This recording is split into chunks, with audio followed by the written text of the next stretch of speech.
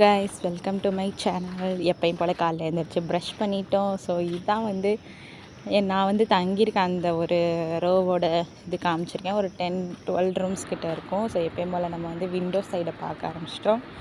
So கொஞ்சம் நேரம் பார்த்து தூங்கி எழுந்திரிச்சு அந்த பக்கம் பார்த்தா எனக்கு நல்லா இருக்குது. எனக்கு இந்த மாதிரி பெட்டுக்கிட்ட விண்டோ இருந்தால் பிடிக்கும். ஸோ எங்கள் வீட்டில் இல்லை. ஸோ அதனால் அதை என்ஜாய் பண்ணிவிட்டு சாப்பிட போகலாம் அப்படி சொல்லிட்டு காலைல சாப்பிட மெஸ்ஸுக்கு நடந்து போயிட்டேன்.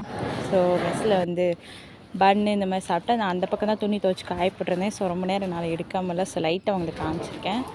அப்புறம் எப்பயும் போல் வாட்டர்லாம் ஃபில் பண்ணிவிட்டு அவுட்ஃபிட் காமிச்சிருக்கேன். ஸோ அதுக்கப்புறம் ஒரு சரியான வெயில், அதனால் கொடை பிடிச்சிட்டு போயிட்டு எங்கள் டிபார்ட்மெண்ட் வரையும் நான் போனேன். கொடை பிடிச்சிட்டு தான் போகிறேன். இப்போலாம் எனக்கே கொஞ்சம் ஷையாக தான் இருக்குது. பட் இங்கே வேறு வழியில் அப்படி தான் சர்வே பண்ண முடியும். ஸோ அப்புறம் உங்களுக்கு காமிச்சிருக்கேன் எவ்வளோ தூரம் நடக்கிறேன்னு. நான் நடக்கிறேன்னு சொல்கிறேன்றீங்க. எவ்வளோ தூரம் நடக்கிறேன்னு பாருங்கள். ஸோ அதுக்கப்புறம் டிபார்ட்மெண்ட்டுக்குள்ளே வந்தாச்சு.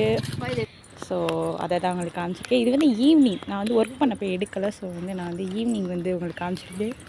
ஸோ ஈவினிங் ரொம்ப நேரம் நான் வெளியே சுற்றினோம். ஒரு 6 o'clock தான் முடிஞ்சிச்சு.